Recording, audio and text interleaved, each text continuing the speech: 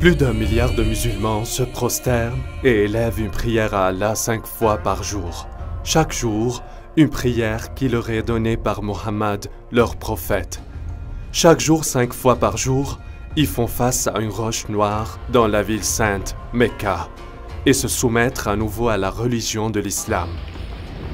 Chaque jour, ils se prosternent en tant que communauté partout dans le monde entier pour exprimer leur solidarité en tant que discipline de l'islam, dont Mohammed est leur prophète, le Coran est leur écriture sainte, et Mecca est leur ville sainte.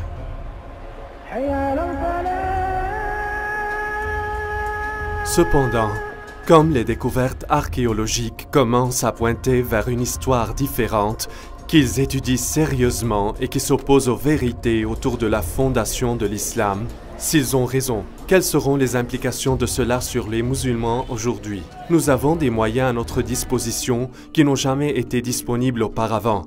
La technologie moderne nous permet de reconstituer les premières années de l'islam et de comprendre les données qui ont intrigué les histoires pour des années. À travers le monde entier, les universités, les musées et les bibliothèques mettent des livres et des manuscrits anciens sur le réseau Internet afin que les chercheurs puissent y accéder. Maintenant, nous pouvons accéder à ces anciens manuscrits avec seulement quelques clics sur la souris.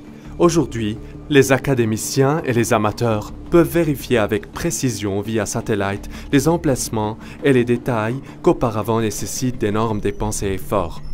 Aujourd'hui et pour la première fois, une nouvelle ère de recherche entourant la fondation de l'islam voit le jour et nous pouvons enfin regrouper les événements qui se sont déroulés réellement à la péninsule arabique il y a 1500 ans.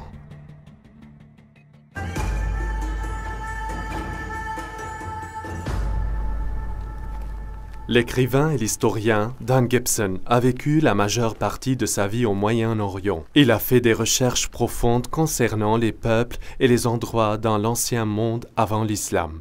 Je suis venu la première fois en Arabie au début de mes vingtaines et j'ai passé plus que 30 ans à découvrir tous les coins de cette partie formidable et étonnante du monde et regrouper des preuves d'une nouvelle théorie radicale que je pense va changer notre compréhension de l'histoire. Des années d'études et de recherches m'ont permis de conclure que le lieu d'apparition de l'islam n'est pas celui que les historiens réclament et que dans les premiers écrits islamiques se trouvent des preuves et des références qui révèlent la vérité du mystère de la vénérable Mecca. En 2002, j'ai eu l'occasion de participer à une conférence sur les études nabatéennes organisée ici par l'université Al-Hussein bin Talal. Lors de la conférence, j'ai eu l'occasion de discuter avec les grands archéologues de l'Arabie saoudite et de la Jordanie. Je leur ai demandé spécifiquement sur l'enregistrement archéologique de la Mecca. Bien qu'ils ne désirent pas dévoiler leur identité ou bien en parler, ils ont avoué qu'il n'y avait aucun registre archéologique à la Mecca avant 800 ans après Jésus-Christ. Je m'attendais vraiment à ce qu'ils défendent la légende, qui dit que la Mecca était une ville fortifiée, pleine de maisons, de jardins, d'édifices publics et des temples, et ils ont dit non, il n'y avait rien de tout ça. Saviez-vous que le nom Mecca est mentionné une seule fois dans tout le Coran? Les savants musulmans font le lien d'autres noms avec Mecca, des noms tels que le lieu de rassemblement interdit, ou la sainte maison, ou le lieu de Béka, ou pleurs. Tous ces termes sont universellement associés à Mecca aujourd'hui. Néanmoins, le Coran lui-même ne nous dit pas en autant de mots que ceux-ci réfèrent tous à Mecca. Les savants musulmans ne voient aucune raison de débattre cela, mais au cours des toutes dernières années, certains historiens ont posé de multiples questions. Ils ont noté que Mecca était un endroit inhabité et ne se trouve pas sur l'ancienne route des caravanes. Les gens ont imaginé que les caravanes transportaient des encens, d'épices et autres produits exotiques, mais selon des recherches contemporaines à l'époque de Muhammad, l'époque de l'encens était terminée depuis longtemps et les Arabes s'étaient engagés dans un commerce du cuir et d'habillement. À peine les éléments qui pourraient soutenir une grande ville qui a été décrite comme étant la mère de toutes les villes, mais aussi le centre de la route commerciale. Regardez cette carte. Où est-ce que toutes les routes commerciales se croisent? Il y a 3 endroits dans le nord de l'Arabie qui pourraient être considérés comme le centre de la route commerciale. Ce qui est intéressant est que Mecca n'était pas un point d'arrêt car il n'était même pas situé sur la route des caravanes.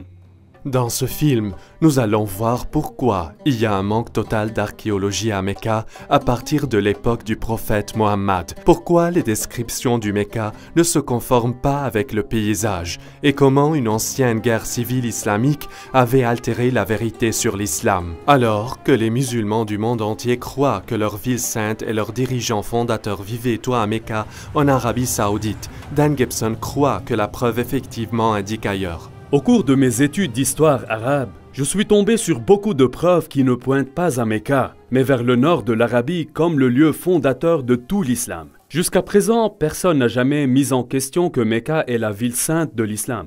Chaque musulman croit qu'il devrait prier vers la roche noire à Mecca. Mais des années d'études et de nombreux voyages à toutes les parties de la péninsule arabique m'ont conduit à une nouvelle compréhension radicale de l'histoire islamique. Je crois que dans le processus de compréhension de l'histoire islamique, une erreur fondamentale a été faite. Ce ne fut pas un mensonge délibéré, c'était une malcompréhension de ce qui était arrivé au cours des années de fondation de l'islam. Alors plus tard, les écrivains islamiques ont corrigé ce qu'ils pensaient être une erreur dans les histoires précédentes, quand c'était en fait la vérité. Est-il possible que plus d'1 milliard de personnes qui suivent la religion de l'islam comprennent mal comment et où leur religion a commencé ? Et si c'est le cas, quelles implications cette preuve a sur le musulman moyen qui veut suivre les instructions de son prophète Mohammed? Nous allons examiner une période dans l'histoire et un cadre que peu d'entre nous comprennent. Pendant des siècles, les histoires du monde classique et les empires du Moyen-Orient ont été discutés, mais peu d'effort a été donné à l'histoire de l'Arabie. Cette ignorance est vraie, pas seulement de l'Ouest, mais aussi des Arabes eux-mêmes. Le prophète Mohammed est né en 570 après Jésus-Christ, dans un temps et lieu que peu de gens savent aujourd'hui. Son grand-père et son père étaient des marchands nabatéens, et Mohammed lui-même a épousé une femme marchande. Un jour, Mohammed méditait dans une grotte et un ange le visitait. L'ange lui a enseigné des paroles de louange à Allah. Plus tard, sa femme a convaincu Mohammed que c'était un ange vraiment, qu'il est appelé d'être le prophète de Dieu. Au cours de sa vie, il a eu beaucoup de visites de ce même ange, et chaque fois il y avait une nouvelle révélation. Ces révélations de l'ensemble de la durée de vie de Mohammed ont été groupées à ce que nous connaissons aujourd'hui, le Coran. Adel Shamari a étudié l'islam au collège islamique au Koweït. Au fil des années, lui et Dan ont formé une bonne amitié et ont souvent trouvé eux-mêmes attirés dans une profonde discussion sur la foi et de son histoire. Le message de Muhammad était « Il y a un seul Dieu et Muhammad est le dernier prophète de Dieu ». Ce qui laissait beaucoup des gens à Mecca furieux parce qu'il adorait d'autres dieux. Il adorait beaucoup d'idoles. Pour cette raison, les gens sont devenus en colère. La persécution a commencé contre Muhammad et sa minorité. Muhammad et ses partisans ont décidé de migrer vers Médine. Mohammed et ses partisans ont souffert de la persécution. Alors il fuit et quelques-uns de ses partisans à Médine. Cette ville s'est convertie à l'islam et Mohammed a établi un gouvernement là-bas. En fait, nous pouvons dater le calendrier musulman dès cette période de temps. Après, ses disciples ont commencé à attaquer les caravanes, en n'ayant plus de pouvoir et devenant nombreux, jusqu'à ce que finalement des gens se joignent à eux. Au point où ils sont devenus une présence militaire élargie, en fait à travers toute l'Arabie. Mohammed a donné sa vision de propager l'islam dans le monde entier. Cependant, il est mort de façon inattendue. Et à ce moment, les conflits conduisaient à des guerres civiles. Mais en dépit de ces différences et de ces divisions, il y avait le rêve continu d'étendre la foi au monde entier. Une grande partie de l'Afrique du Nord et l'Asie centrale sont devenues sous le règne de l'islam. Aujourd'hui, l'islam est la deuxième des plus grandes religions du monde. Aujourd'hui, partout dans le Moyen-Orient, quand les entreprises de construction veulent creuser pour une fondation, il devrait y avoir quelqu'un présent du ministère des Antiquités. Pas d'importance que vous soyez à Jérusalem, Damas ou Amman en Jordanie. N'importe où vous creusez, les chances sont que vous allez exposer un ancien site d'une certaine sorte. Dans la ville de Mecca en Arabie Saoudite, les développeurs ont creusé partout, élevé de grands bâtiments, des hôtels et des immeubles de grande hauteur. Mais à la surprise des archéologues, il n'y a pas des ruines d'une grande ville ancienne dans Mecca. La ville où Mohammed est né était une grande ville. Il n'a eu aucune difficulté d'élever un grand nombre d'hommes pour gérer de grandes caravanes et de marcher dans ses armées. Pas seulement elle a eu une importante population, mais elle était aussi une ville agricole. La ville Mecca a été connue sous le nom mère de toutes les villes dans le Coran. El-Qura est le nom en arabe. Elle implique une ville magnifique avec des ruines antiques et des murs de la ville. C'est une grande ville bien connue. Le prophète Mohammed aurait allé en avant pour ses affaires et voyagé loin jusqu'à ce qu'il atteigne les vallées de Mecca et les lots de ces vallées. Aïcha a mentionné comment l'un des hommes avait de nostalgie pour Mecca. Je l'ai voulu, mais j'ai passé une nuit dans la vallée, pleine de types d'herbes variées. Quand nous sommes venus à Mecca, nous avons vu une ville bénie avec de l'eau, des arbres, et en était ravis. Nous y sommes installés. Al-Bukhari parle d'un prisonnier qui mangeait des raisins alors qu'il était enchaîné avec du fer, et il dit « Ce ne fut pas le temps de fruits à Mecca ». Il est difficile de croire que ces choses ont été écrites à propos de Mecca. La zone autour de Mecca est rocheuse et déserte. Mecca atteint en moyenne moins de 10 cm de pluie par an. Ces températures extrêmement chaudes et ces conditions stériles rendent la cultivation de végétation très difficile et ainsi d'assurer la nourriture d'une grande population. Pourtant, la ville sainte de l'islam est décrite comme ayant des champs avec des arbres et des herbes et de la terre agricole, mais il n'y a pas de terre cultivable près de Mecca. Elle ne correspond pas aux descriptions anciennes. Ibn Ishaq a mentionné que les gens de Mecca étaient réticents à couper des arbres dans la zone sacrée. La présence d'arbres et de plantes dans les temps anciens peut être facilement testée par la présence de spores et de pollen dans le sol vieux intact. À ce jour, il n'y a aucune trace d'arbres ayant jamais existé dans l'ancienne Mecque. Un autre puzzle est que la ville de Mecca est manquante sur toutes les premières cartes de l'Arabie. On pourrait penser qu'une grande ville marchande en Arabie serait mentionnée sur les premières cartes, mais pas une seule carte montre Mecca avant le temps de l'islam. Au fil des ans, j'ai récolté des copies de nombreuses cartes anciennes de l'Arabie. Je les ai traduites diligemment. Mais je n'ai jamais trouvé Mecca mentionné une seule fois sur une carte avant l'islam. Saviez-vous que le nom de Mecque n'apparaît pas dans toute la littérature avant 740 après Jésus-Christ, 120 ans après la fondation de l'islam? Ne trouvez-vous pas mystérieux que pour les 120 premières années du début de l'histoire islamique, aucune des nations environnantes ne savait rien sur l'existence de Mecca? Comment une grande ville qui pourrait soulever des milliers d'hommes dans son armée, une ville qui avait l'agriculture, les arbres, l'herbe, les fruits et les raisins, peut être manquée par d'autres nations. Comment une grande ville avec des murs, des temples et des bâtiments publics n'existait pas dans les annales et d'autres nations. Surtout, il était une ville marchande qui a entrepris le commerce avec toutes les nations autour d'elle. Et le plus inexplicable de tout ça, c'est que quand nous allons à l'emplacement physique de cette ancienne ville, nous constatons qu'il n'y a pas d'enregistrement archéologique précoce. Il était un endroit insignifiant, même pas sur une route commerciale. Beaucoup d'historiens aujourd'hui sont venus à la conclusion que les informations de la fondation de l'islam sont tous des mythes. Il y a une différence entre ce que les dossiers islamiques nous disent et ce que les archéologues ont trouvé. Donc la conclusion que les documents islamiques sont tout simplement des mythes fabriqués. Durant mes années d'études, je suis devenu convaincu que les premiers enregistrements ne sont pas des mythes, mais ils réfèrent à un autre lieu qui correspond à l'ensemble de toutes ces descriptions. Personnellement, je crois que Muhammad est né et a grandi dans un autre endroit, et que les musulmans font face à la mauvaise direction quand ils prient. Selon l'histoire islamique communément admise, la Kaaba était un sanctuaire majeur dans la ville de Mecca et le point d'attraction du pèlerinage en Arabie. Un bon point de départ pourrait être d'étudier les pèlerinages avant la fondation de l'islam.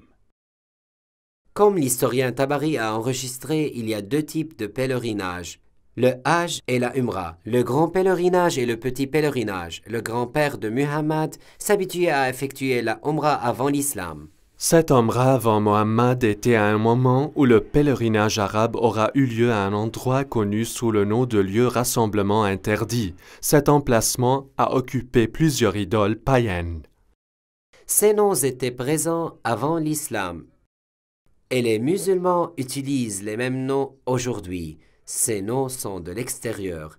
Ils ne sont pas islamiques.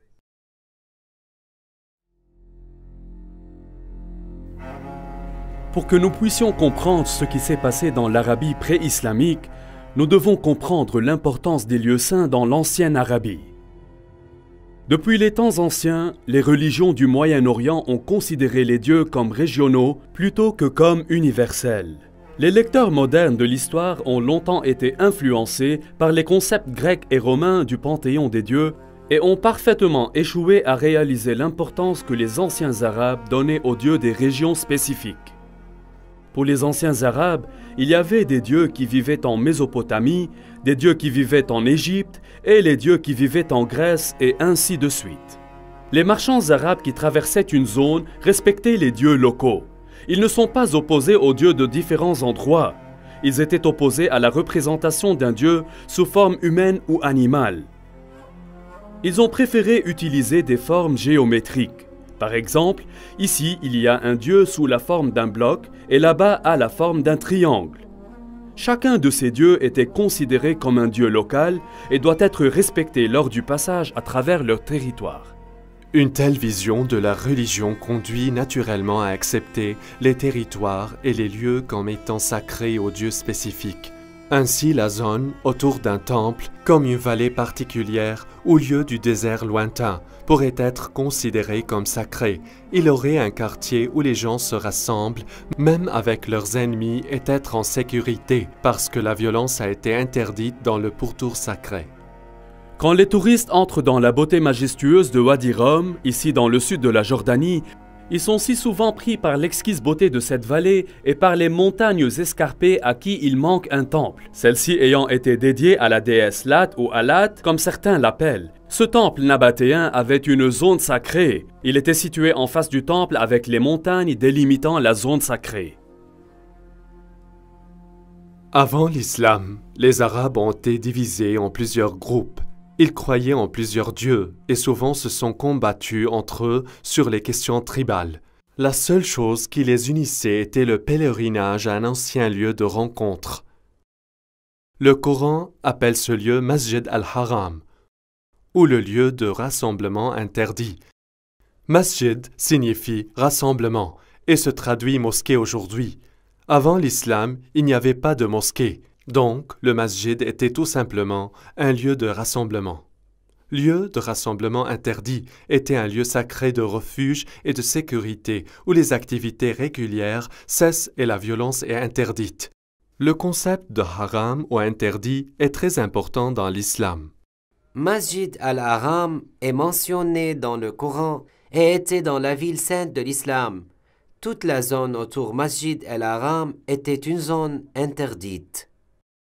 Allah a fait Mecca un sanctuaire sacré, et il était un sanctuaire avant et sera donc après. Aucun n'est autorisé à déraciner ses arbustes ou de couper ses arbres ou de chasser son jeu. Nous avons donc deux descriptions complètes de la ville sainte d'origine de l'islam. Il était un endroit haram où le meurtre était interdit et était au centre du pèlerinage pour de nombreux siècles avant la fondation de l'islam. Maintenant, regardez ici. Une grande partie des graffitis trouvés dans tout le Negev et le sud de la Jordanie a été écrite par des gens en pèlerinage à la ville antique de Petra dans le sud de la Jordanie. Des milliers de personnes ont gratté leurs noms et leurs messages sur les rochers en faisant leur chemin vers Petra pour le pèlerinage. Cela crée un problème pour nous. Mecca est inconnu dans les cartes et dans la littérature avant et pendant la naissance de l'islam. Les descriptions telles que le centre de la route commerciale, la mère de toutes les villes et le point focal de l'ancien pèlerinage ne correspondent pas du tout. Comment pouvons-nous résoudre ce problème? La réponse vient naturellement de l'islam lui-même. Aujourd'hui, la Qibla dans toutes les mosquées est tournée vers la Kaaba. Il y a une place dans la mosquée appelée Mihrab où l'imam se lève et mène les croyants. Mais dans les premiers jours, il n'y avait pas de Mihrab. Au lieu de cela, il y avait un mur qui fait face à la direction de Qibla. L'ensemble du bâtiment se dirige vers la Kaaba. Dans l'islam, il est universellement compris que la Qibla est vers Mecca en Arabie saoudite. Personne ne remet en question la direction de la Qibla aujourd'hui. Cependant, le Coran dit aux musulmans, ils ont une Qibla. Le texte du Coran ne donne pas le nom de la ville à laquelle la prière a été initialement faite. Il ne mentionne que Masjid al-Haram ou lieu de rassemblement interdit. Les musulmans croient qu'ils priaient initialement vers Jérusalem. Selon des sources islamiques, en 624 après Jésus-Christ, Muhammad a changé la Qibla vers Mecca. Muhammad a révélé donc cela dans la sourate 2 du Coran. Nous avons nommé la Qibla à vous. En fait, c'était un changement important, sauf à ceux guidés par Allah. Allah ne ferait jamais votre foi sans effet. Maintenant, nous allons vous tourner vers une Qibla qui doit vous plaire. Tournez votre visage dans la direction de la mosquée Masjid al-Haram, où que vous soyez. Tournez vos visages dans cette direction. En tant qu'historien de la péninsule arabique, je me suis toujours intéressé à trouver le lieu de l'original Qibla. Dans quelle direction Muhammad priait-il avant que la Qibla n'ait été changée? Était-ce Jérusalem comme certains le prétendent? Était-ce la Syrie comme certains le prétendent? Ou était-ce une toute autre direction? Si nous avions à faire cette étude il y a 100 ans, il aura fallu une quantité incroyable de travail et de recherche. Nous aurions à parcourir le monde à la recherche des anciens sites pour trouver les premières mosquées de l'islam. Maintenant, en quelques instants, nous pouvons faire ce qui d'habitude prenait toute une vie. Google Earth nous permet d'examiner les sites de l'espace et les sites web comme ArcNet qui peuvent nous transmettre les résultats de toutes les recherches faites par des centaines d'étudiants et des professeurs. Nous pouvons examiner les structures en fonction de divers critères. Nous choisissons les bâtiments islamiques, on les organise par date dans une liste chronologique. Ensuite, on détermine quand ils ont été construits et vérifier la direction de leur Qibla pour déterminer quand elle a changé. Déterminer la direction de Qibla n'est pas une science exacte. Certaines des premières mosquées comme celle-ci n'étaient pas exactement des carrés. Alors les chercheurs doivent trouver le mur de la Qibla et projeter de 90 degrés à partir de ce mur. Parce que les premiers bâtiments ne sont pas carrés, nous ne pouvons pas utiliser les parois latérales ou les parois arrière.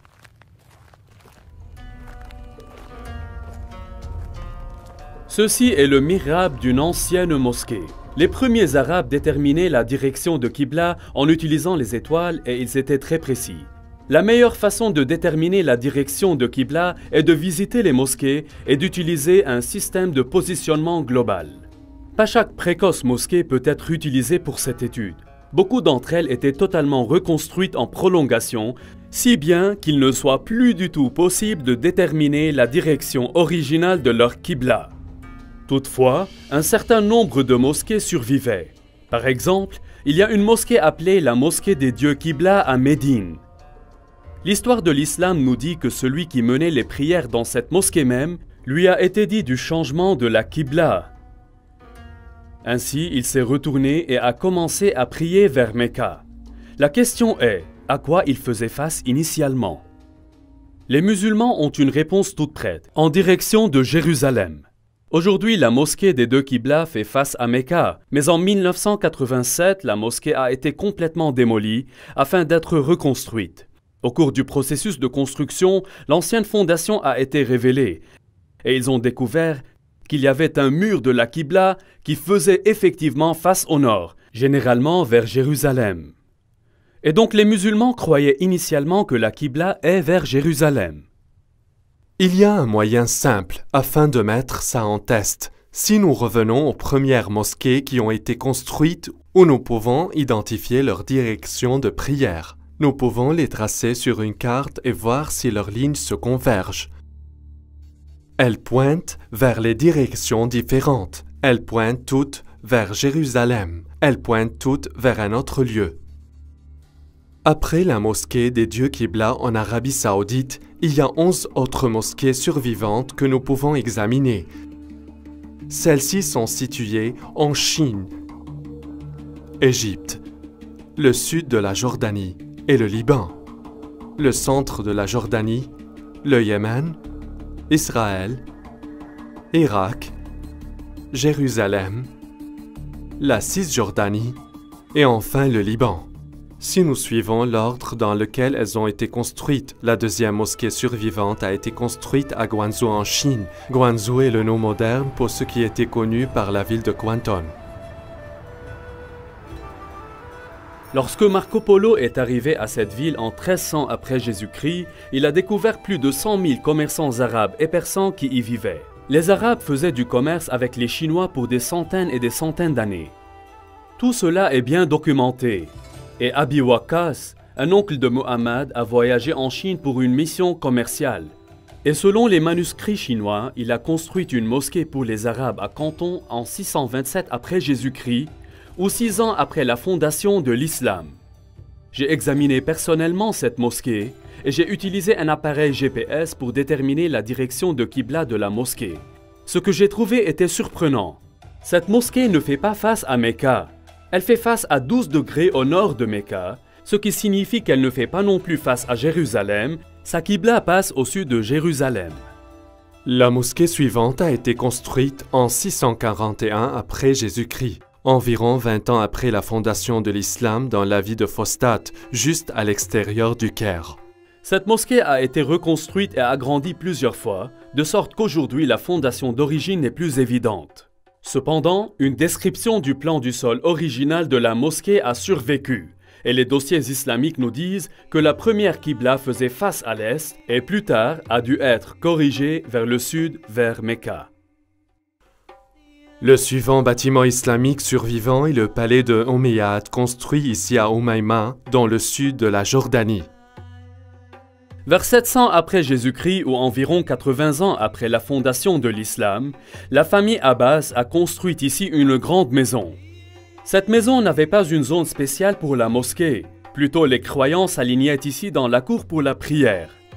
Cette maison a une direction de Qibla, mais pas en direction de Jérusalem. L'année suivante, une nouvelle mosquée a été construite à Baalbek au Liban. Notez que sa Qibla ne pointe pas vers Mecca. Un an plus tard, les Omeyyades construisent un grand lieu impressionnant ici sur la citadelle à Amman en Jordanie. Cette mosquée se dirige vers le sud et Mecca est ici. Après quelques années, en 705 après Jésus-Christ ou 84 ans après la fondation de l'islam, les musulmans ont construit la grande mosquée de Sanaa, dans la capitale du Yémen.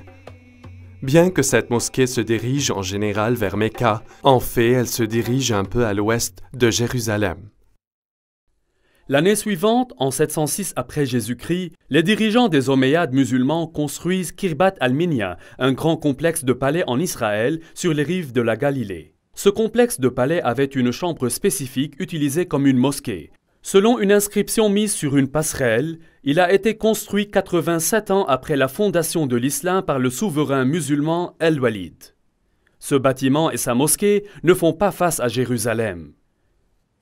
Cette même année, les musulmans ont aussi construit la mosquée Wasit en Irak. À l'origine, les archéologues ont affirmé que cette mosquée faisait face à Jérusalem. Pourtant, d'autres recherches ont montré que ce point de mosquée se dirigeait vers le sud de Jérusalem. La mosquée suivante est la mosquée Al-Aqsa à Jérusalem même. Cette mosquée n'est pas le temple d'hommes, mais plutôt la vieille mosquée au sud de la coupole. Cette mosquée est déjà à Jérusalem, mais elle a aussi un Qibla. Et il ne pointe pas vers Mecca. La mosquée suivante que nous atteindrons a été construite en 724 après Jésus-Christ, 103 ans après la fondation de l'islam. Celle-ci est la mosquée Khirbat al-Mafjar, près de Jéricho, dans la vallée de la Jordanie. Ce palais a été construit près de la fin de la dynastie des Omeyyades. En regardant le plan d'étage, nous pouvons voir que le palais et sa mosquée font face au sud plutôt que vers Mecca. Cette même année, une mosquée a été construite à Anjar, environ 58 km de Beyrouth. Elle a été construite près de la fin de la période omeyyade, et pas plus de 30 ans plus tard, elle est tombée en ruine et a finalement été abandonnée. Comme elle n'a jamais été reconstruite, on peut facilement déterminer la direction de Qibla, qui ne pointe pas vers Mecca ou Jérusalem. Maintenant, nous allons mettre tout cela ensemble sur une seule carte. Le résultat est étonnant. Au cours des 100 premières années de l'islam, 100% de toutes les mosquées survivantes que nous avons localisées jusqu'à maintenant font face à une place dans le sud de la Jordanie plutôt que de Mecca, du nord-sud et ouest. Toutes les mosquées se dirigent vers un seul endroit. Ce n'est pas une petite erreur dans la détermination de la direction de Qibla, car toutes visent spécifiquement un seul endroit. Directement sous ce point se situe l'ancienne ville de Petra. C'est une ville qui est bien connue pour nous aujourd'hui. Elle est un site touristique populaire. Les touristes viennent de partout dans le monde pour admirer les grands temples et les monuments de cette ville. Serait-ce que Petra est la mère de toutes les villes décrites dans le Coran? Elle a été au centre des anciens pèlerinages arabes. Alors Petra pourrait être aussi le lieu de naissance de Mohammed et la ville fondatrice de l'islam. Dan, c'est étrange. Vous dites que c'est Petra, mais Bukhari dit que c'est Jérusalem. Que devons-nous penser? Comment pouvons-nous accepter cela quand Bukhari dit que c'est Jérusalem? Chaque bon musulman me dit que les musulmans se sont habitués à prier en faisant face à Jérusalem. Ils le savent parce que Bukhari leur a dit ça. Et je suis d'accord. Bukhari dit que c'était Jérusalem. Mais Bukhari a écrit cela 200 ans après Muhammad. Et il l'a écrit plus de 100 ans après que le changement de Qibla a eu lieu. Il n'est donc pas un témoin oculaire, il est tout simplement le collecteur de ce dont les gens se souviennent. Et il a noté en fait plusieurs idées contradictoires qui circulaient à cette époque-là. Alors que certaines personnes ont été en train d'offrir la prière du matin à Quba, un homme est venu et a dit « Un ordre coranique a été révélé à l'apôtre d'Allah ce soir, qu'il doit faire face à la Kaaba à Mecca. Alors vous aussi, vous devez tourner vos visages vers elle. » À ce moment, leur visage était vers la Syrie. Et en entendant cela, ils se tournèrent vers la Kaaba de Mecca.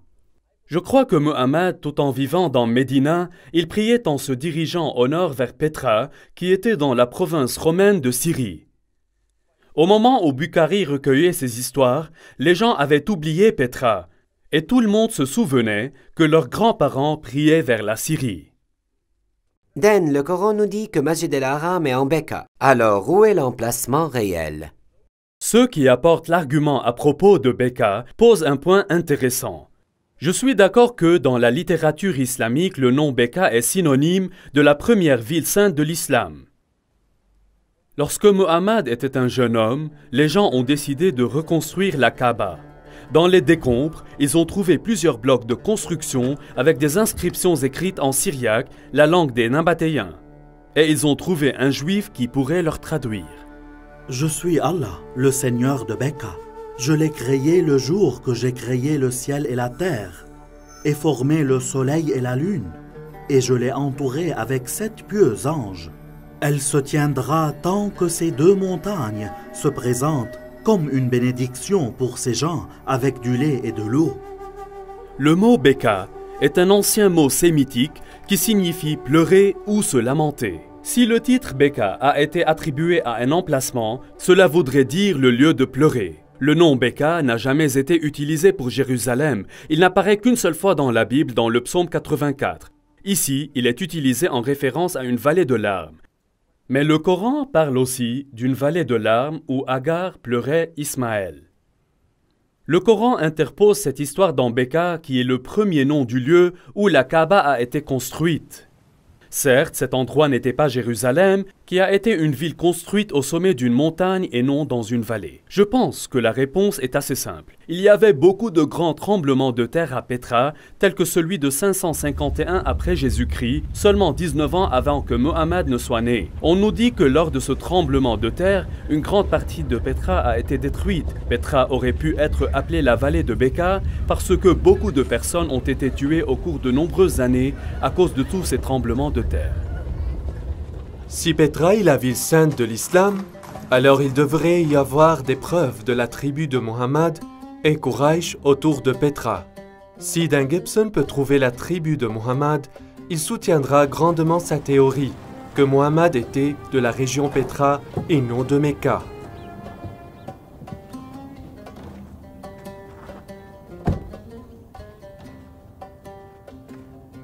Il y a longtemps, celle-là a été connue comme la ville de Awar ou Oumema, comme elle est connue aujourd'hui. Les archéologues ont découvert une ferme appartenant à la famille des Abbassides et une mosquée construite quelque temps plus tard. Quand les musulmans de l'Irak actuel ont vaincu les Omeyyades de Damas, ils voulaient un membre de la famille de Muhammad pour soutenir et légitimiser leur révolte. Et alors, ils sont venus ici, pour Oumema, 27 000 de Petra. C'était là qu'ils ont trouvé la famille de Muhammad et la tribu Quraysh. Ils ne vont pas à Mecca en Arabie Saoudite ou bien à Médine. Ils sont venus ici, à Oumema, 27 000 à l'extérieur de Petra. C'est là où ils ont trouvé la tribu Quraysh et la famille de Muhammad, pas en Arabie Saoudite.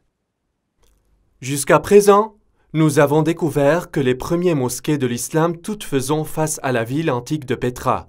Mais est-ce que la ville de Petra s'adaptait aux descriptions islamiques de la ville sainte d'origine de l'islam? Il y a une histoire racontée par tous les premiers biographes de Muhammad, qui concerne Abdallah, le père de Muhammad. Un jour, il travaillait dans le champ et venait à la maison avec de la boue sur ses mains. Il va vers sa première femme et dit « Couche avec moi », mais elle a refusé parce qu'il était sale. Alors il est sorti, s'est lavé et est allé vers sa deuxième épouse, Amina. Elle est devenue enceinte et de cette façon, Muhammad est né.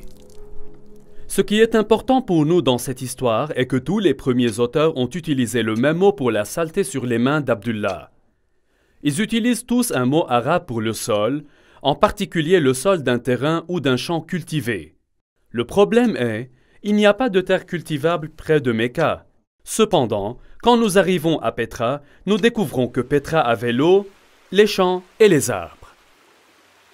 Selon les archéologues, il y avait des jardins publics et privés, ainsi que l'eau courante était amenée dans la ville par des aqueducs et des pipes en terre. Les archéologues ont décrit les arbres fruitiers, les vignes et les jardins existants dans l'ancienne Petra. Même aujourd'hui, il y a des parcelles de terre cultivées entre Petra et Al-Baïda qui est à 5 km. En analysant le sol antique, les chercheurs ont découvert, il y a seulement 100 années, que les collines autour de Petra ont été couvertes d'arbres comme le chêne, le genévrier, la pistache et la caroube. Non seulement la ville sainte possédait des arbres et des champs, mais elle était aussi une ville fortifiée. Ibn Ishaq dit « Et ils l'ont entouré comme il était à côté de l'un des murs de Mecca ». Maintenant, c'est très déroutant, car Mecca n'avait pas de mur de ville. Certains pensent que peut-être ce fut une maison dans Mecca, mais Ibn Ishaq dit expressément « les murs de Mecca ». Mais Mecca n'a pas été une ville fortifiée. Alors quoi à propos de Petra? Petra a été construite dans une vallée. De chaque côté de la vallée, il y avait de grandes montagnes avec des falaises. Ces falaises étaient comme les murs de la ville. Ainsi, les habitants de Petra construisent des murs d'une falaise de montagne à une autre falaise de montagne, à la fois de ce côté de la vallée et de l'autre aussi. Donc Petra avait des murs de la ville. Une autre caractéristique distinctive de Petra est qu'elle contient un fleuve très unique. En général, vous avez une vallée avec des montagnes d'un côté et des montagnes de l'autre, et aussi un fleuve qui passe au centre de la vallée. Mais dans ce cas, il y a longtemps, les tremblements de terre ont fissuré ces montagnes, donc il y a une fissure dans cette montagne. L'eau coule dans cette fissure à travers la vallée et sort de la fissure de l'autre côté. Les Nabatéens ont construit une rue à colonnade d'une montagne à une autre montagne. et à côté, il y avait un cours d'eau de pluie. Allons-y. Dans l'islam, un des devoirs des pèlerins est d'aller 7 fois entre 2 montagnes appelées Marwa et Safa. Ce qui est intéressant, c'est qu'Al-Bukhari nous dit que Muhammad a choisi de faire cette course dans le cours d'eau de pluie entre les 2 montagnes. Mais il y a des problèmes. Safa et Marwa sont juste de petites roches. Aujourd'hui, ils sont logés à l'intérieur du bâtiment de la mosquée. Comme vous pouvez le voir sur ce dessin, il n'y a pas un cours d'eau de pluie entre ces 2 rochers. Mais ici, à Petra, la description s'applique exactement d'une montagne à l'autre. Il y a 4 passages dans le bassin de Petra. Puisque Petra est dans une vallée, on peut y entrer de chaque extrémité de la vallée. Au cours de l'année de la conquête de Mecca, le prophète est entré dans Mecca de sa partie supérieure. Mais il y avait aussi d'autres moyens d'entrer à Petra. Les anciens documents nous disent qu'on pourrait entrer et sortir à la ville sainte d'une fissure dans les roches. En arabe, on appelle cela un thaniya. Al-Bukhari le mentionne plusieurs fois. L'apôtre d'Allah utilisait pour entrer Mecca la haute thaniya et utilisait pour quitter Mecca la basse thaniya. Le prophète avançait jusqu'à ce qu'il atteigne la thaniya à travers laquelle on peut aller vers eux. Ce sont les gens de Quraysh. Il y a 2 thaniyas comme entrée. L'une d'elles est le fameux sikh que les touristes passent à travers pour entrer dans la ville. L'autre est loin de la rue à colonnade et mène au labyrinthe de canyons qui finissent par vider dans le Wadi Araba au-dessous de la mer Morte. Petra a également de nombreux temples. Là-bas, il y a ce qui est connu aujourd'hui par le temple des lions ailés ou le temple d'Al-Uzza. Derrière moi, ce qui est connu aujourd'hui sous le nom de Kasr al-Bint ou bien le temple du dieu Dushara. Cette courte chaîne de montagnes ici était la maison du dieu et ici dans le cœur des montagnes est le temple de ce dieu Al-Dushara. Maintenant, Ibn Hisham nous raconte une histoire très intéressante. Au début de l'histoire islamique, seules quelques personnes ont converti à l'islam à cette époque. Un d'entre eux était un homme connu sous le nom d'Al-Tufail ben Amr de Mecca. Il a accepté l'islam dans l'un de ses voyages, et une fois rentré chez lui à Mecca, sa femme a également décidé d'accepter l'islam. Al-Tufail dit alors à sa femme de se rendre au temple de Dushara et se purifier là-bas. Dans la zone sacrée, il y avait un filet d'eau où elle pouvait se laver. Elle l'a fait et rentra chez lui et a appris à propos de l'islam. Est-ce que cette histoire a eu lieu à Mecca, qui est loin d'un millier de kilomètres, où il n'y avait pas de temple jusqu'à Dushara, ou bien a eu lieu ici même à Petra? Si cela est vrai, alors le temple de Dushara est là. Elle aurait dû descendre dans ce temple, se laver et ensuite rentrer chez eux. Y a-t-il un temple à Dushara à Mecca en Arabie Saoudite? Non, il n'y a pas de temple, pas de fissure dans la roche, pas un courant d'eau, pas de mur de la ville, pas d'herbe, pas d'arbres. Rien, tout se trouve ici à Petra. Et pour les 100 premières années, toutes les mosquées dans tout le monde islamique visent ici, Masjid al-Haram, lieu de rassemblement interdit ici, à Petra. Il n'y a aucune autre ville dans le monde qui s'adapte si parfaitement à cette description. Al-Khattab avait tellement harcelé Zayed et l'a forcé à se retirer dans la partie supérieure de Mecca et s'est arrêté dans la montagne de Hira, face à la ville. Il est très intéressant de prendre en compte que la montagne Hira est située dans la partie supérieure de Mecca. Si vous allez à Mecca aujourd'hui, la grotte de Hira ne fait pas face à la ville.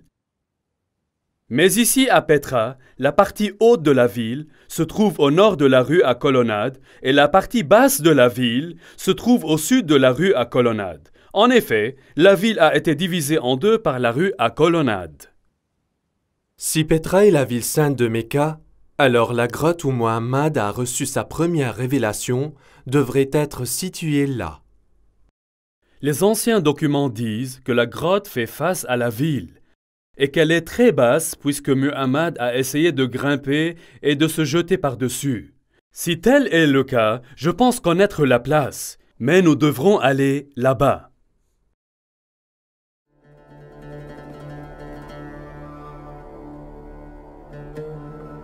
Ici, dans cette grotte, nous pouvons voir qu'il y a beaucoup de différents dieux-blocs.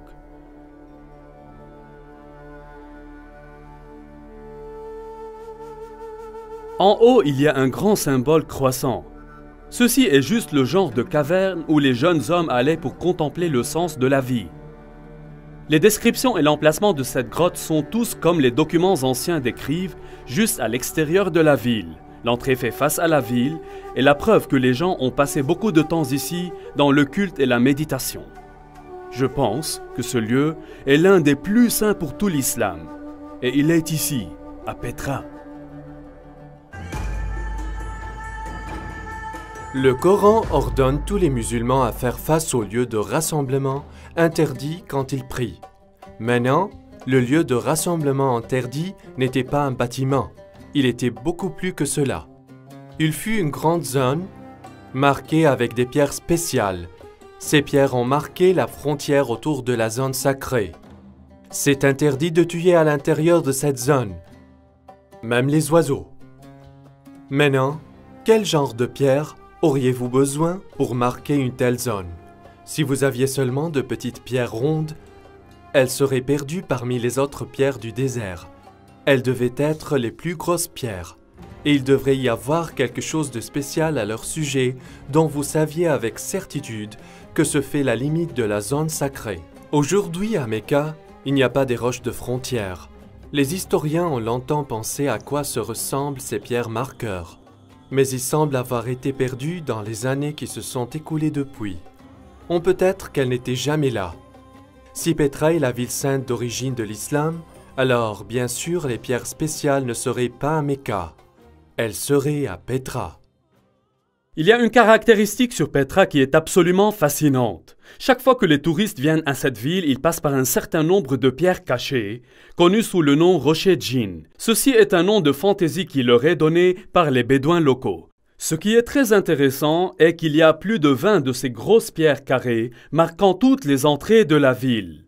Est-ce possible que ceux-ci marquent le sanctuaire interdit? Peut-être que c'est la raison qu'elles ne sont pas situées à Mecca?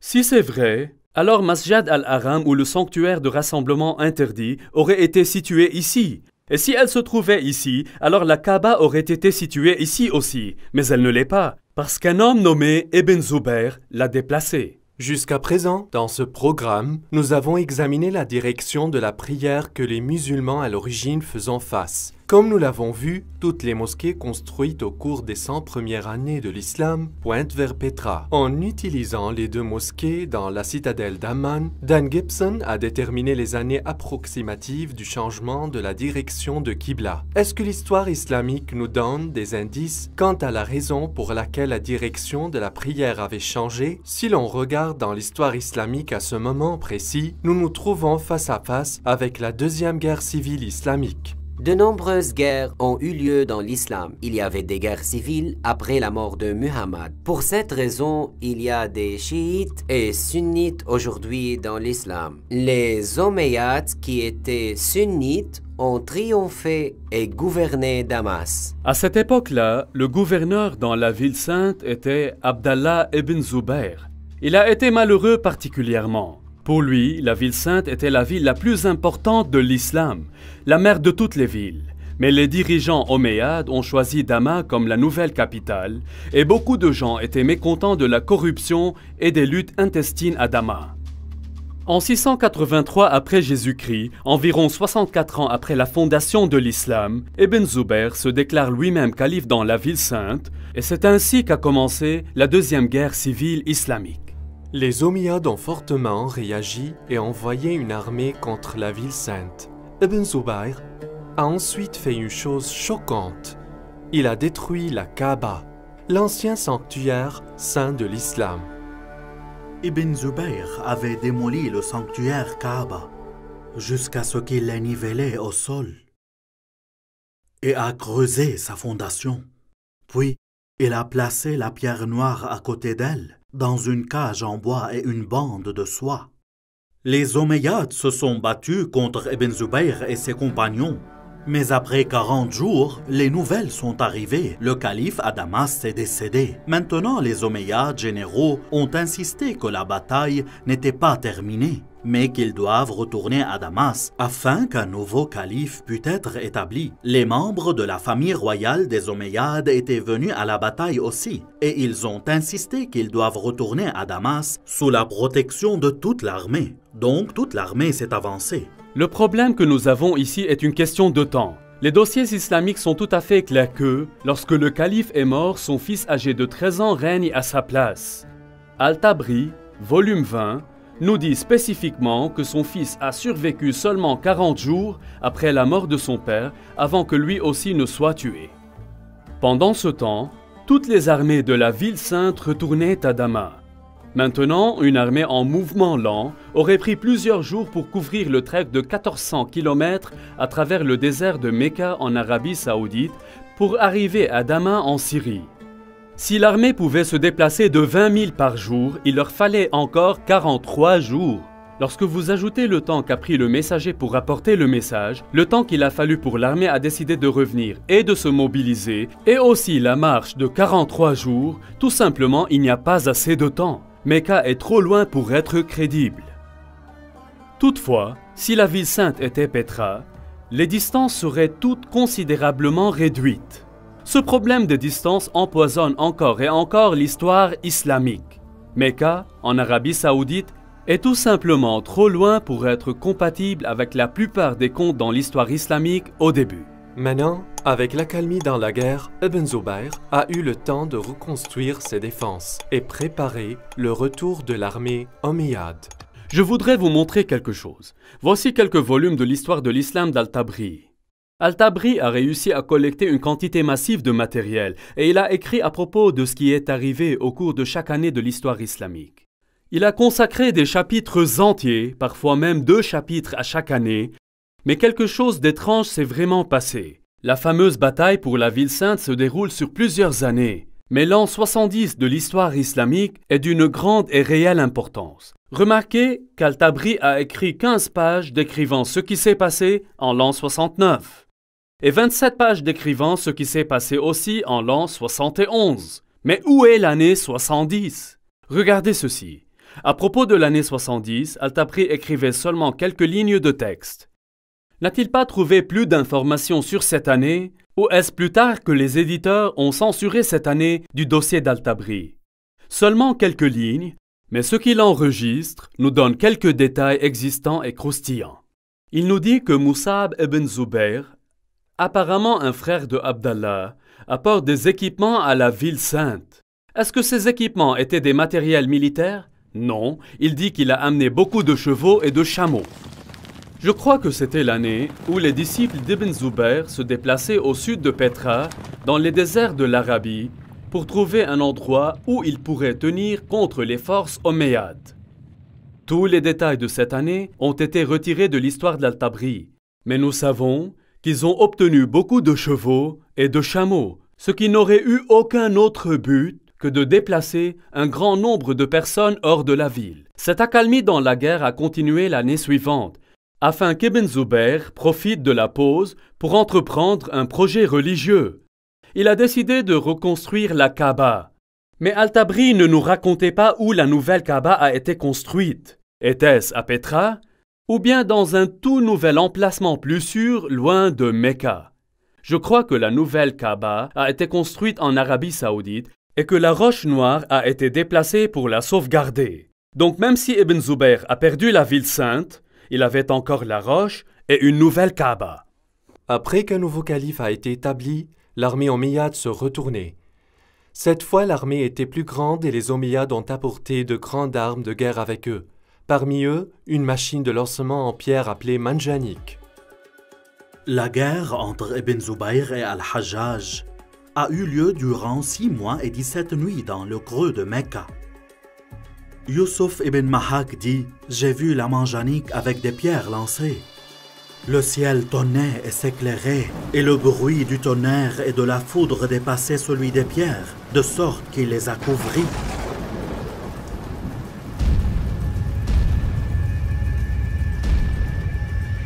Pendant les combats, Ibn Zubayr se réfugia dans un bâtiment en ruine à côté de la Kaaba et cela a commencé une autre bataille qui accomplissait la destruction de la zone Kaaba de la ville sainte.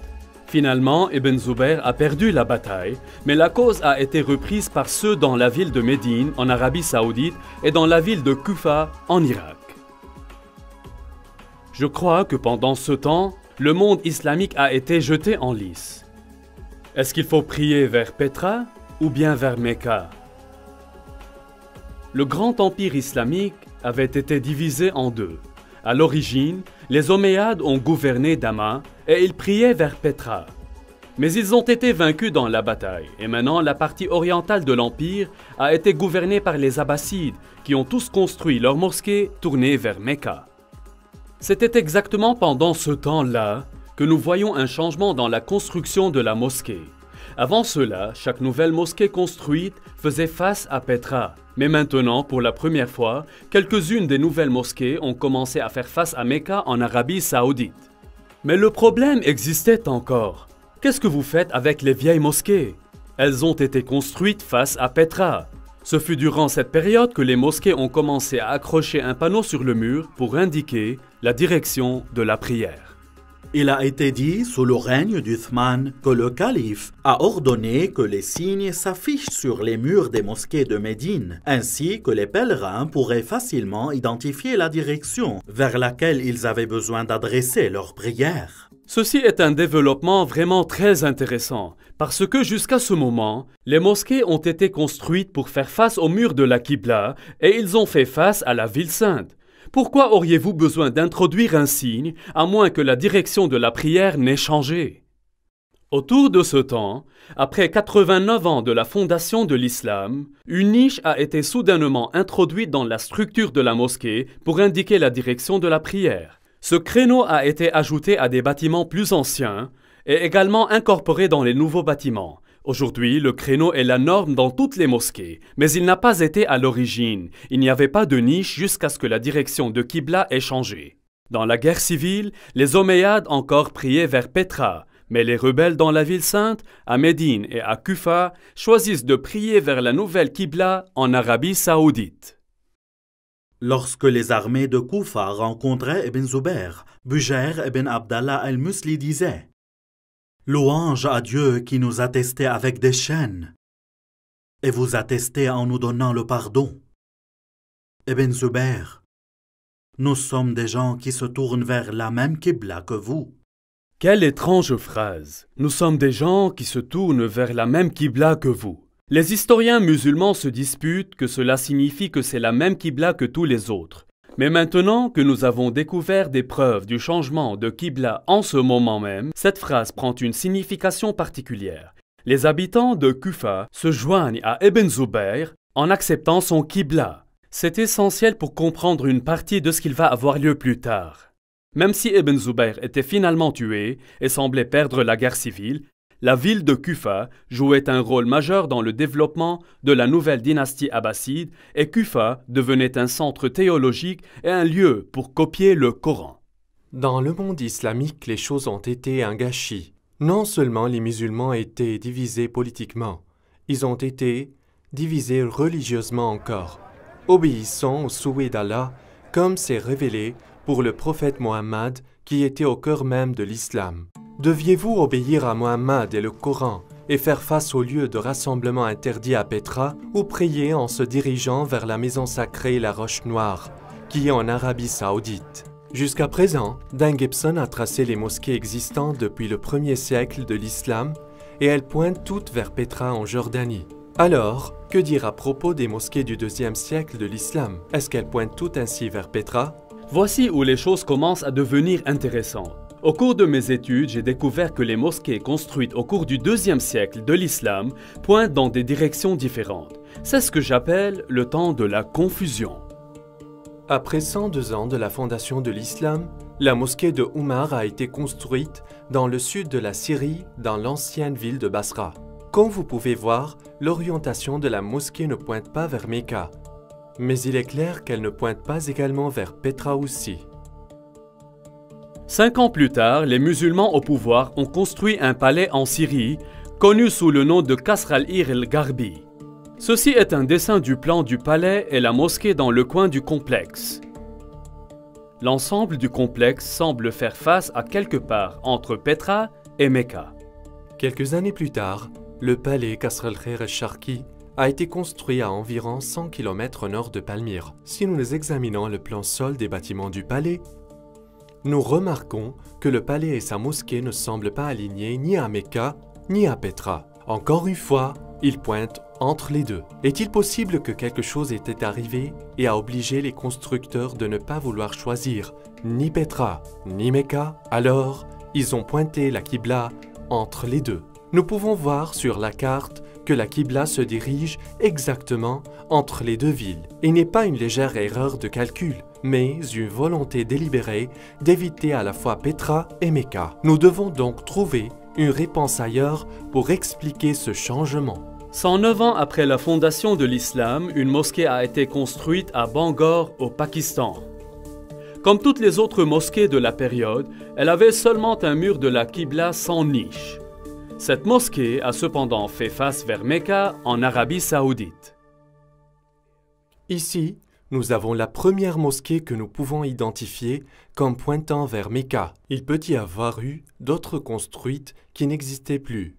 Mais cette mosquée est importante, car elle est la plus ancienne mosquée survivante que nous pouvons vraiment dire qu'elle fait face à Mecca en Arabie Saoudite. Et ce qui est étonnant, c'est qu'elle a été construite environ 100 ans après la mort de Mohammed. Ceci est très récent pour les historiens musulmans et il va causer à l'histoire islamique traditionnelle toutes sortes de problèmes. L'un des bâtiments les plus importants de notre étude se trouve ici sur la citadelle d'Amman en Jordanie. Ce palais omeyyade a été construit environ 122 ans après la fondation de l'islam. Maintenant, si vous vous souvenez, nous avons regardé une mosquée omeyyade construite ici. Cette mosquée pointe directement vers Petra.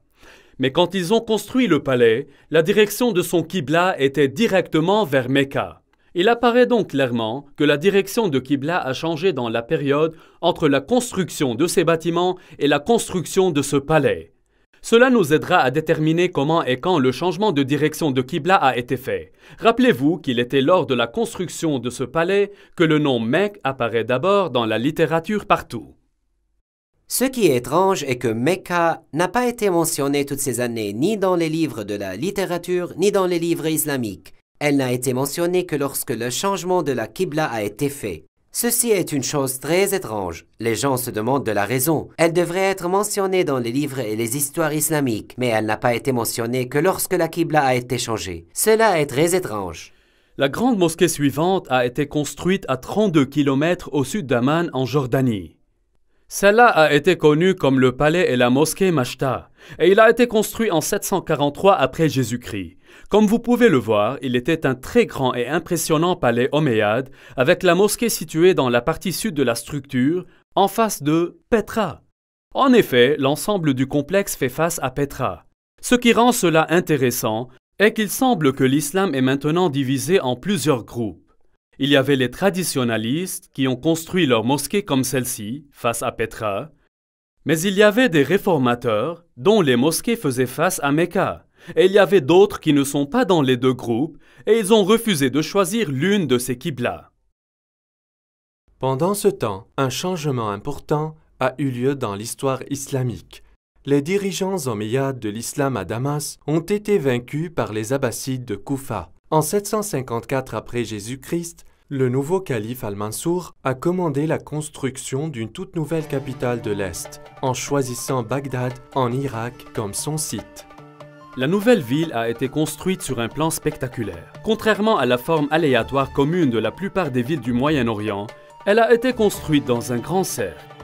Les concepteurs ont présenté une zone nouvelle et ont utilisé la cendre pour dessiner le plan de la ville sur le terrain avant la construction. La ville, qui a été achevée en 767 après Jésus-Christ, était de 2 km de diamètre. Comme vous pouvez le voir sur ce dessin, la principale mosquée de la ville n'avait aucune niche indiquant la direction de la prière. Cela devait venir plus tard. Un mur a été utilisé comme mur de la Qibla et ce mur se dirigeait directement vers Mecca, comme toutes les autres mosquées construites à partir de ce temps par les dirigeants abbassides. Si cela est vrai, Alors le prophète Mohammed et les 4 premiers califes qui ont bien guidé dans l'islam et les princes omeyyades suivants qui ont gouverné l'islam de Damas priaient tous vers la ville de Petra. Mais à la fin du règne des Omeyyades, quelque chose est arrivé et a obligé les constructeurs de changer la direction de leur mosquée. Quelques-uns faisaient face à Petra, quelques-uns à Mecca, et certains ont choisi d'être neutres et visent entre les deux. Cela a créé un problème pour la moitié occidentale de l'islam. Les gens de l'Ouest étaient encore fidèles aux Omeyyades antérieurs. Donc, le monde islamique est maintenant divisé en deux. Les dirigeants abbassides en Irak qui contrôlaient la partie orientale de l'Empire et les princes omeyyades qui contrôlaient l'Afrique du Nord et l'Espagne. Ceci est un moment important dans l'histoire islamique parce que les Omeyyades en Espagne s'épanouissaient dans la culture et commençaient à construire des bâtiments magnifiques et impressionnants. Les constructeurs en Espagne avaient un problème. Traditionnellement, les Omeyyades tout priaient vers Petra. Mais, comme nous allons le voir, quelque chose de terrible s'est arrivé. Les futures mosquées ne feront plus face à cette direction. Leurs ennemis, les Abbassides, priaient maintenant vers Mecca en Arabie Saoudite. Donc, ils ne voulaient pas choisir cette direction de la prière. Alors, que devraient faire les Omeyyades? En examinant les mosquées construites par les Omeyyades d'Espagne, j'ai découvert un développement plus surprenant. Ces constructeurs n'ont choisi ni Petra ni Mecca. Maintenant, comme nous l'avons vu, certains des constructeurs du Moyen-Orient ont choisi de pointer leur qibla entre les deux villes. Mais les constructeurs en Afrique du Nord et en Espagne ont décidé de faire quelque chose de complètement différent.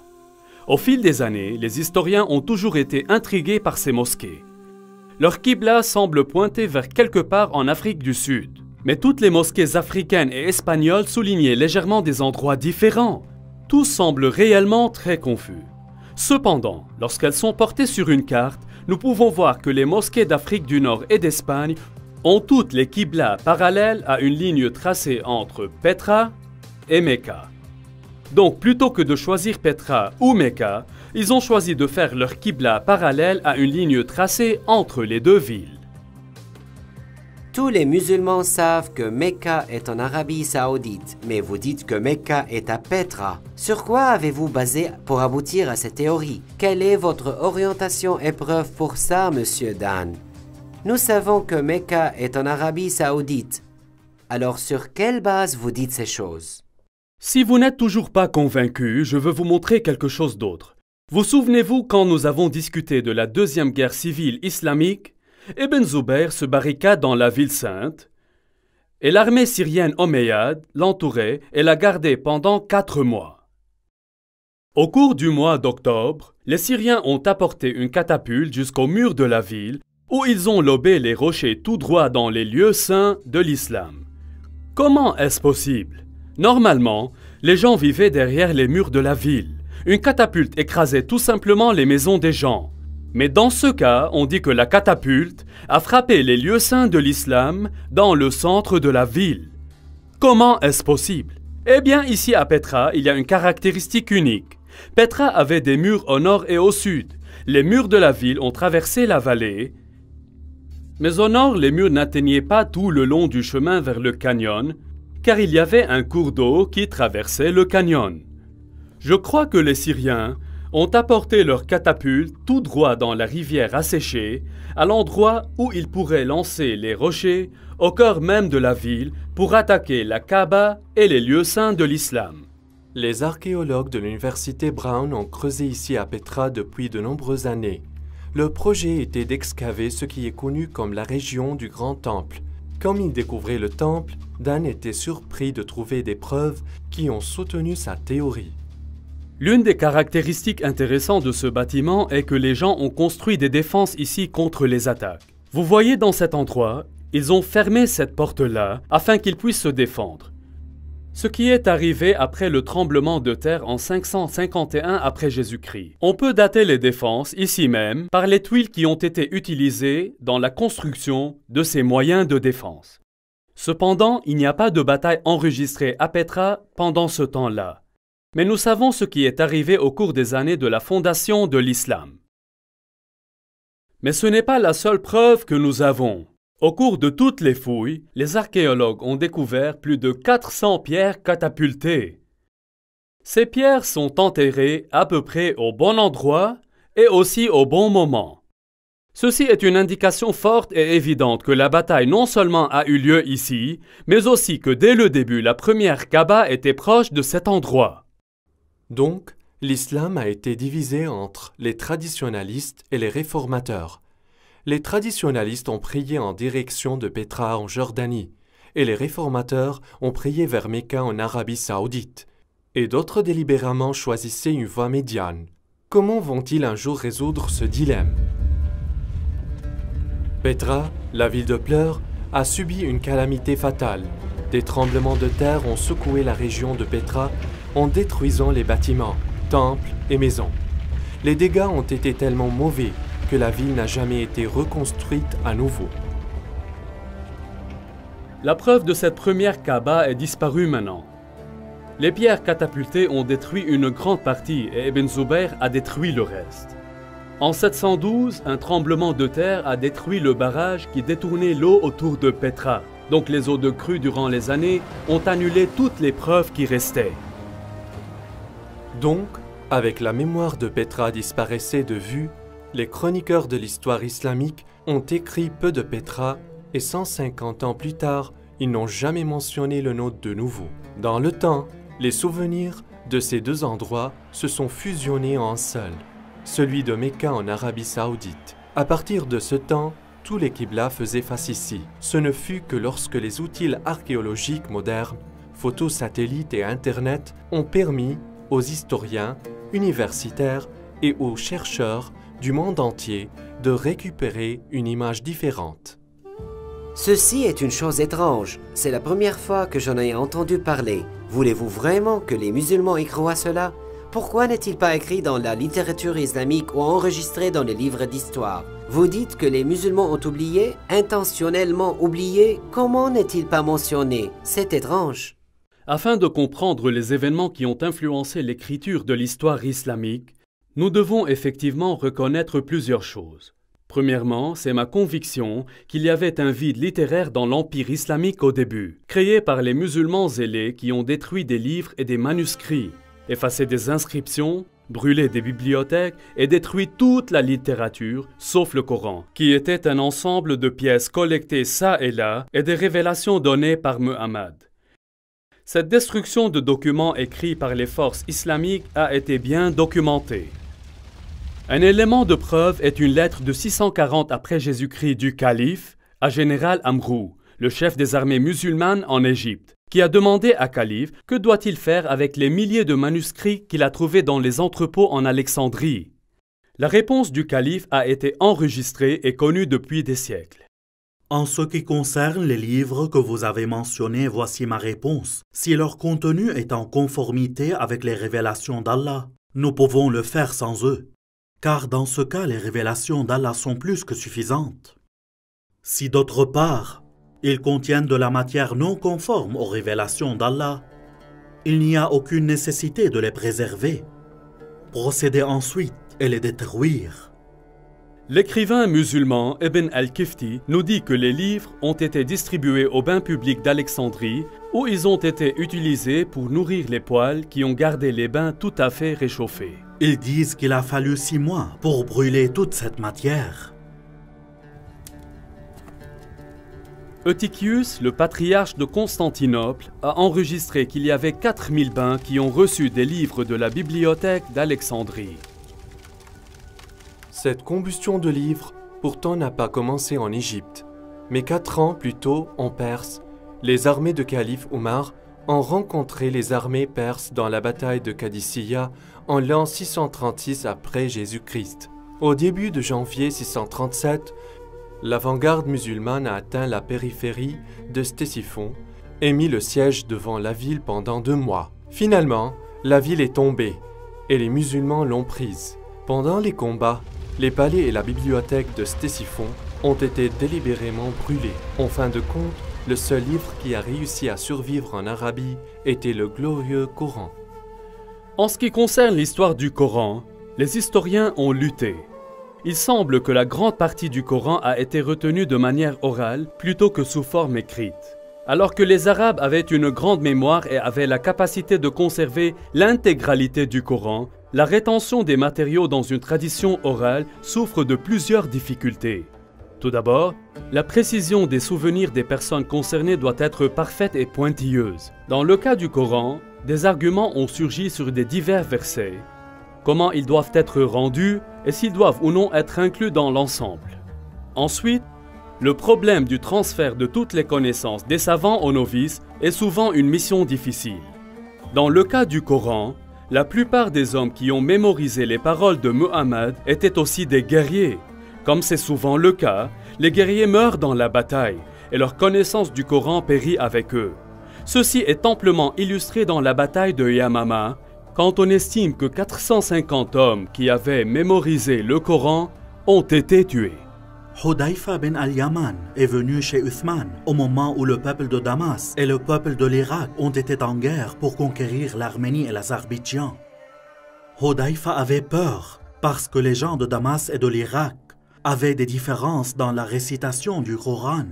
Alors il dit à Uthman, « Ô chef des croyants, sauvegardez cette nation avant qu'ils se diffèrent sur les révélations. » Ainsi Uthman a envoyé un message à Hafsa disant, « Envoyez-nous votre manuscrit du Coran afin que nous puissions compiler les matériaux coraniques dans des copies parfaites et retourner le manuscrit à vous. » Hafsa l'a envoyé.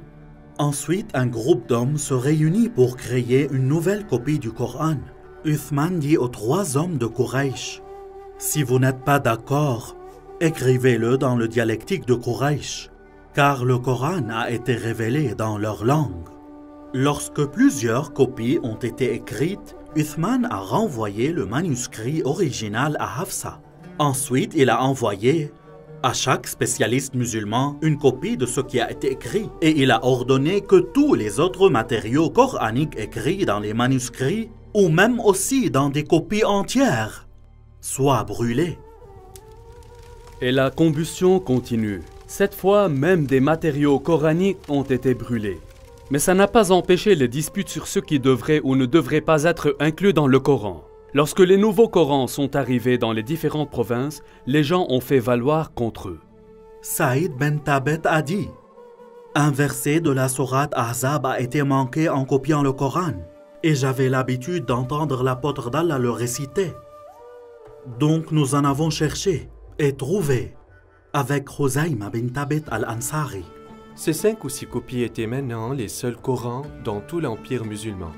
L'ordre qu'a donné Uthman de brûler tout autre matériel coranique a fait disparaître tous les Corans partout, sauf quelques-uns qui ont été soutenus par les gouverneurs régionaux.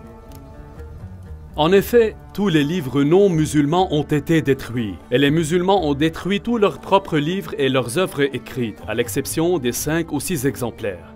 Rappelez-vous que l'Empire islamique à cette époque, tendu de l'océan Atlantique à travers le Moyen-Orient, arrivant jusqu'en Afghanistan, et il y avait seulement 5 ou 6 exemplaires du Coran dans tous ces millions de kilomètres carrés. Voilà ce que je veux dire quand je parle d'un vide littéraire.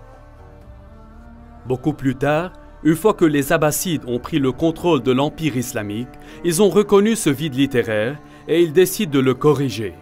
Le problème était qu'ils avaient l'intention de produire une version abbasside de l'histoire islamique. Donc tous les documents produits et écrits sous le contrôle abbasside reflètent la dernière version politiquement correcte de l'histoire abbasside. Tous ces histoires et hadiths, sur les 250 ou plusieurs années précédentes, ont été collectés, copiés et distribués. Ces livres qui ont été écrits plus tôt ont été détruits ou modifiés par les écrivains postérieurs qui ont trouvé des erreurs en eux. Sous la domination abbasside religieuse écrasante, les projets scientifiques et universitaires ont été entrepris. Les dirigeants abbassides encourageaient le développement scientifique qui ne présentait pas seulement les premières années de l'islam dans une bonne forme, mais pourrait également confirmer leur droit de gouverner l'Empire. Au cours de cette période de temps, nous trouvons que les grands historiens islamiques écrivaient leurs traités d'histoire et ils éditaient également les contes antérieurs. Par exemple, nous n'avons pas la biographie originale d'Ibn Ishaq de Muhammad comme Ibn Hisham, qui avait corrigé ce que les Abbassides appelaient des graves erreurs dans le compte rendu original. Après l'édition d'Ibn Hisham, le reste des grands historiens islamiques ont commencé à écrire leur histoire et nous avaient présenté une histoire islamique adaptée en fonction de la vision du monde politique et religieux des souverains abbassides à leur époque. Est-il possible que les musulmans soient aujourd'hui victimes d'une couverture abbasside? Est-ce que les abbassides détournent délibérément les musulmans loin de leur lieu de rassemblement interdit à Petra, comme le commande le Coran, et les faire prier vers le rocher noir, qui est maintenant à Mecca? Est-ce que les musulmans continuent d'être trompés par la propagande abbasside? Je crois que l'étape a été créée lorsque les dirigeants musulmans ont regroupé au début les différents morceaux du Coran. Le problème n'a pas été la collection, mais la destruction de tout ce qui s'opposait à leur point de vue. Il y a une grande diversion entre la pensée occidentale et musulmane. Dans la pensée occidentale, les manuscrits postérieurs sont moins fiables car ils ont des copies de copies. Nous devons revenir auparavant à la source car elle est plus précise. Les musulmans, d'autre part, pensent que les manuscrits antérieurs sont moins fiables et que les manuscrits ultérieurs les remplacent. Même dans le Coran, les révélations ultérieures remplacent ou annulent les révélations antérieures. Une fois que vous autorisez le concept de l'abrogation, vous vous laissez à accepter toutes sortes de changements. Si les Abbassides manipulaient l'histoire, étaient-ils allés aussi loin avec la falsification du texte du Coran? Par exemple, comment le nom Mecque se trouvait dans la sourate 48? Abu Bakr, le successeur où Muhammad a fait la première compilation de matériel coranique. Ousmane, qui l'a suivi, a utilisé cette collection et y a rajouté du matériel. Les historiens nous disaient que même après Ousmane avait compilé son Coran, les gens se souvenaient encore plus des versets que Muhammad avait révélés. Chaque fois qu'un nouveau Coran était fait, il a été présenté comme le Coran le plus complet. Les précédents étaient bien, mais les plus récents ont été plus complets, avec beaucoup plus de révélations. Est-ce que les Abbassides ont publié un Coran encore plus complet et y ont mentionné la Mecque? Aujourd'hui, nous avons beaucoup de Corans koufiques abbassides dans les musées, d'Istanbul à Samarcande. Ces Corans ont utilisé le script koufique inventé dans la ville de Koufa. Mais qu'en est-il à propos des anciens Corans écrits par d'autres scripts? J'ai cherché très souvent beaucoup de parchemins coraniques antérieurs, faits et écrits dans le script pré-koufique. Il ne fallait donc pas vraiment être très surpris qu'aucun des éléments pré-koufiques comprenait les versets sur le changement de la Qibla ou bien de la ville de la Mecque. Les historiens m'ont contesté que je sois en train de réécrire toute l'histoire islamique. Je vous assure que je ne suis pas en train de le faire. Je suggère seulement un tout petit changement. Il y a longtemps, la ville sainte de l'islam a été désignée comme Becca. Je crois que c'était un nom utilisé pour la ville de Petra après les tremblements de terre répétés qui ont tué beaucoup de personnes. Après qu'Ibn Zubayr a déplacé la pierre noire de Mecca, les scribes n'avaient qu'à faire un petit changement aux écritures islamiques. En arabe, Becca est écrit comme ça. Il est très facile de changer le B en un M. Observez bien. Voilà tout ce qu'il fallait. Il est pratiquement indétectable au lecteur plus tard. Est-ce que les scribes abbassides corrigeaient une référence antérieure à Becca dans le Coran et la transformaient en Mecque? Je crois que tous les éléments de preuve pointent vers Petra comme étant la ville antique de Becca, le lieu fondateur de l'islam. Toutes les mosquées du 1er siècle de l'islam pointent au lieu de rassemblement interdit à Petra, et toutes les descriptions adaptent Petra, non Mecca. On apprend aux musulmans dans le Coran de prier vers le lieu de rassemblement interdit. Le Coran ne dit absolument rien à propos du rocher noir. Il est clair que, bien que la recherche de Dan Gibson soit enracinée dans l'histoire islamique et il ait une grande affection pour le monde arabe, ces théories sont provocantes pour les musulmans. Comme les religions du monde entier sont supposées de plus en plus prouver la véracité de leurs origines, toutes les religions doivent envisager des recherches sérieuses qui les trouvent difficiles. L'islam a besoin de se demander s'il est possible que plus d'1 milliard de personnes ont été trompées par la propagande abbasside concernant comment et où leur religion a commencé. Et si c'est vrai, quelles sont les conséquences aujourd'hui sur le moyen des musulmans?